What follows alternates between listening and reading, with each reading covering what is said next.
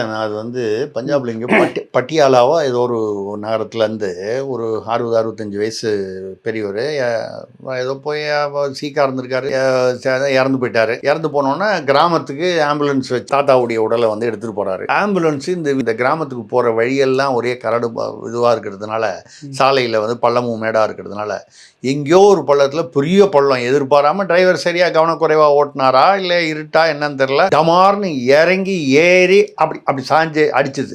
அவர் செத்து போயிட்டாருன்னு சர்டிஃபிகேட் கொடுத்து எடுத்துட்டு போறாங்க. சரி, இந்த பள்ளத்துல ஏறி டமார்னு தூக்கி அடிச்சு எங்கேயோ போய் மோதி நின்றுச்சு பாருங்க.